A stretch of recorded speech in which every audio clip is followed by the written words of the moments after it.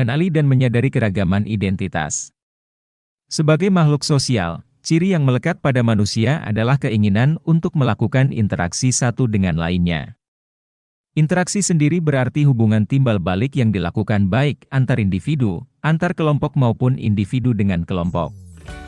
Dalam interaksi, ada proses mempengaruhi tindakan kelompok atau individu melalui sikap, aktivitas, atau simbol tertentu. Orang akan mengenali yang lain melalui proses interaksi tersebut. Proses untuk mengenali yang lain, yang juga dilakukan oleh manusia dalam kapasitasnya sebagai makhluk sosial bisa dijumpai melalui cara lain, yakni sosialisasi.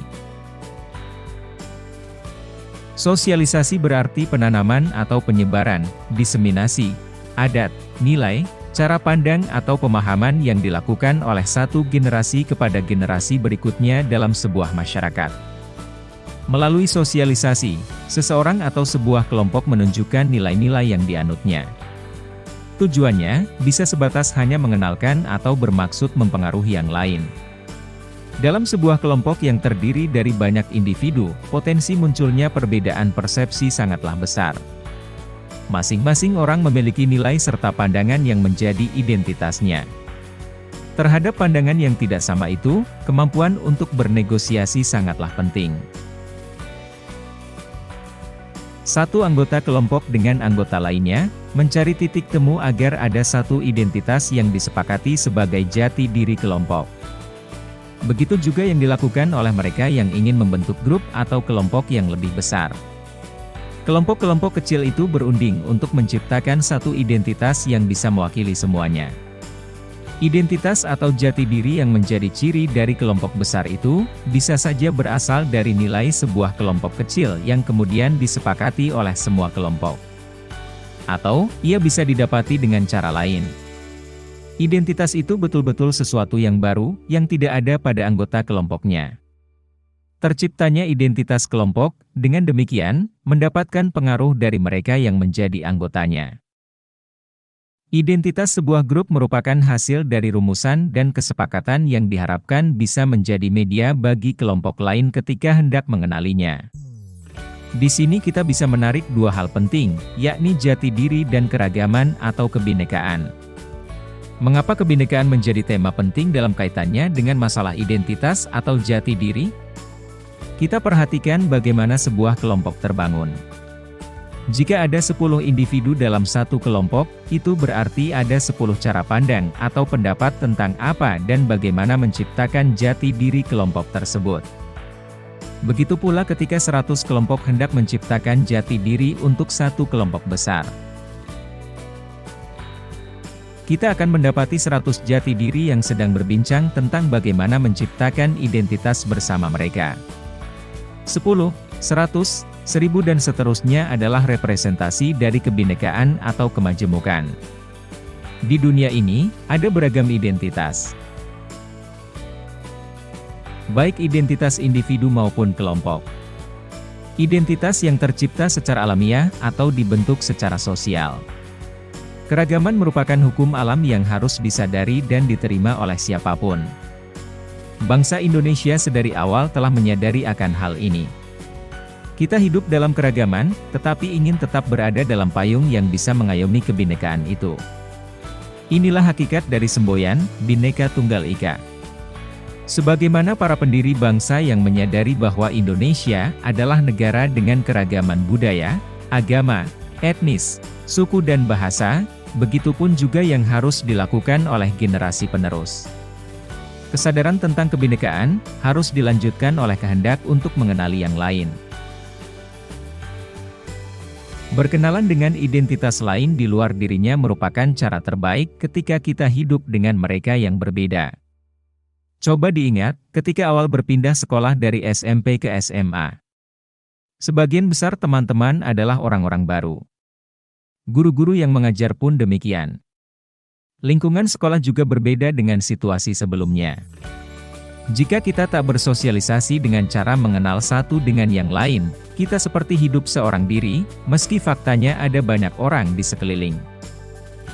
Karenanya kita harus berjumpa, berkenalan dan berinteraksi agar kebinekaan atau keragaman itu tak hanya sekadar ada dan diakui tapi juga saling dikenali.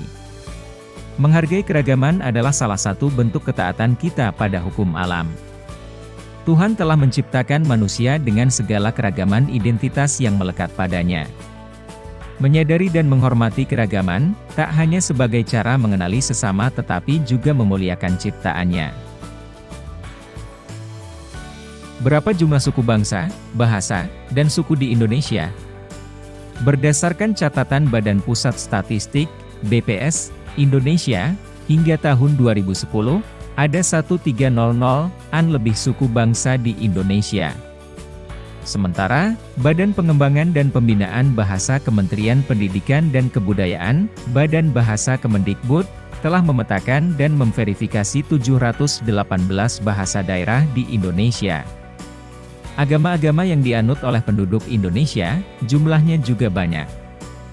Selain Islam, Kristen, Katolik, Hindu, Buddha, dan Konghucu, kita juga mengenal agama-agama lokal seperti Parmalin, Sunda Wiwitan, Kaharingan, Marapu, dan lain sebagainya. Mereka mempraktikkan adat serta tradisi yang berbeda satu dengan lainnya. Bahasa yang dituturkan juga tidak sama. Keyakinan serta ajaran-ajaran yang dianut pemeluknya hadir dalam doktrin serta ritual yang berlainan. Perbedaan-perbedaan ini adalah bagian dari kekayaan bangsa Indonesia yang harus dihormati dan perlu dijaga. Salah satu ciri bangsa Indonesia adalah keragaman yang dimilikinya. Tidak hanya sebagai ciri, kebudayaan yang beragam itu adalah sekaligus jati diri bangsa Indonesia. Indonesia adalah negara yang memiliki dua identitas sekaligus. Identitas pertama bersifat primordial atau jati diri yang berkaitan dengan etnis, suku, agama, dan bahasa. Identitas kedua bersifat nasional. Jika dalam identitas primordial kita melihat banyak sekali jati diri, tidak demikian halnya dengan identitas nasional. Dalam jati diri kita yang bersifat nasional itu, kita bersama-sama memiliki satu warna, satu identitas. Dengan begitu, keunikan Indonesia terletak pada keragaman sekaligus kesatuannya. Keragaman pada identitas kita yang bersifat primordial sementara kesatuan dan persatuan terletak pada jati diri kita yang bersifat nasional. Tugas besar yang membentang di hadapan kita sebagai sebuah bangsa yang besar, adalah mengelola keragaman sebagai sebuah kekuatan yang saling mendukung satu dengan lainnya. Tidak ada cara lain bagi segenap elemen bangsa untuk terus mengingat dan menyadari eksistensi kita sebagai bangsa yang dicirikan oleh kebinekaan pada identitas kita yang bersifat primordial.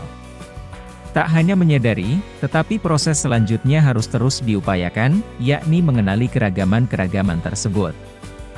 Dalam setiap upaya pengenalan, ada tujuan mulia yang tersimpan di dalamnya, yakni menghargai setiap budaya, religi, suku, serta bahasa sebagai identitas khas dan unik yang melekat pada diri manusia.